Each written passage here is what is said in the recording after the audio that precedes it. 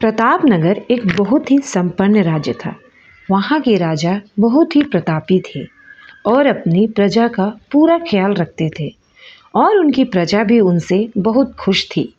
राजा ने अपने पूरे जीवन प्रजा की बहुत मन से सेवा की थी, लेकिन अब वह बूढ़े हो चले थे, तो मन में बड़ी दुविधा थी कि उनके बाद राज्य को कौन चलाएगा, कौन मेरी प्रजा के दुखों को सुनेगा।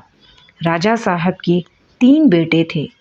तीनों ने एक ही गुरु और एक ही विद्यालय से शिक्षा ली थी, लेकिन राजा ये निर्णय नहीं कर पा रहे थे कि कौन राज्य के लिए सबसे अच्छा उत्तराधिकारी है।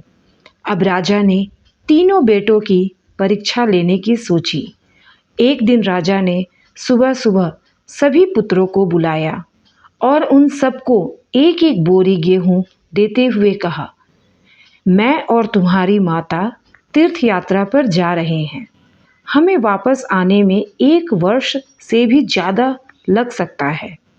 तुम तीनों की ये जिम्मेदारी है कि अपने हिस्से के गेहूं को संभाल के रखना और जब मैं वापस लौटूं तो तुमको ये गेहूं की बोरी वापस लौटानी है। ऐसा कहकर राजा और रानी तीर्थ यात्रा पर चल दिए। सबसे बड़े बेटे ने सोचा, ये गेहूं की बोरी पिताजी को वापस लौटानी है, तो इसे मैं तिजोरी में बंद कर देता हूँ। जब पिताजी आएंगे तो वापस दे दूंगा। यही सोचकर उसने गेहूं की बोरी तिजोरी में रखवा दी, ताकि एक दाना भी इधर उधर ना हो। दूसरे बेटे ने सोचा कि तिजोरी में तो गेहूं सड़ जाएंगे, मैं इन गेहूं को खेत में डलवा देता हूँ, जिससे गेहूं की अच्छी फसल होगी और पिताजी को एक बोरी की बजाय कई बोरी गेहूं दे सकूंगा। अब उसने ना गेहूं के लिए अच्छा खेत देखा और ना ही अच्छी उपजाऊ जमीन देखी और ना ही खेत की घास फूस को साफ कराया।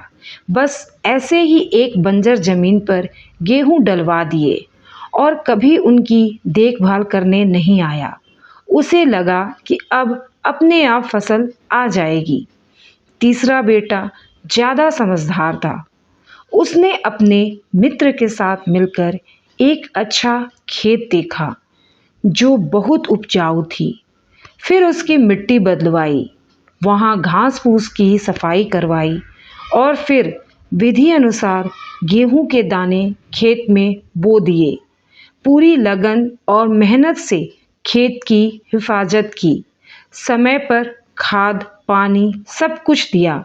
साल भर बाद पहली फसल आई और उसमें से फिर उसे बोया, फिर और अन्न उपजा। खेत खलिहान लहलहाने लगा। राजा यही कोई 3 वर्ष बाद वापस आया। तीनों पुत्रों को देखकर उसे बड़ी प्रसन्नता हुई। साथ ही मन में इच्छा थी ये जानने की कि बेटों ने गेहूं के साथ क्या किया। राजा ने सबसे पहले पुत्र से गेहूं के बोरी के बारे में पूछा। पहले पुत्र ने जैसे ही तिजोरी खोल के दिखाई, अंदर से बहुत बुरी बदबू आ रही थी। सब कुछ सड़कर राख हो चुका था।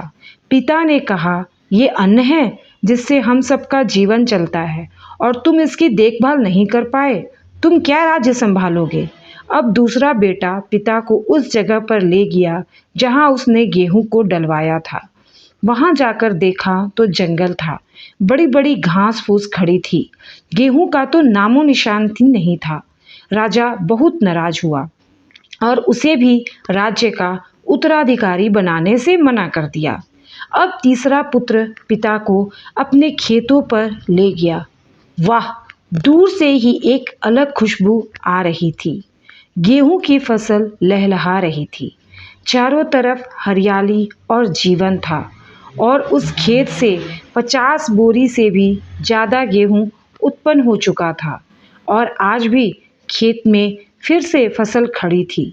राजा का मन देखकर बहुत प्रसन्न हुआ और राजा ने अपने तीसरे बेटे को अपने राज्य का उत्तराधिकारी बनाने का निर्णय लिया और बहुत धूमधाम से उसका राज्याभिषेक किया।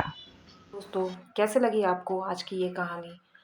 उस राजा की तरह ईश्वर ने हमें भी कुछ गेहूं संभाल के रखने को दिया है, जो कि है हमारा जीवन। और हम उस जीवन को ऐसे ही बर्बाद कर देते हैं, नष्ट कर देते हैं, गलत कामों में, गलत संगति में आकर के। तो और बाद में जब ईश्वर हमसे पूछते हैं तो हम यही जवाब देते हैं कि हमारा जीवन तो नष्ट हो गया और हमारे पास कुछ जवाब ही नहीं रहता। तो हमें यही करना है कि अपने जीवन को ऐसे नष्ट नहीं करना है और अच्छे कामों में लगाना है, जिससे कि वो कुछ उसका रिज़ल्ट कुछ अच्छा निकले। तो आशा करती हूँ आपको आज की ये कहानी मेरी अच्छी लगी होगी। अगर अच्छी लगी हो तो प्लीज़ मेरे चैनल को सब्सक्राइब कर दीजिए, वीडियो को लाइक, शेयर कर दीजिए। फिर मिलते हैं कल एक नई कहानी के साथ, तब तक के लिए बाय बाय।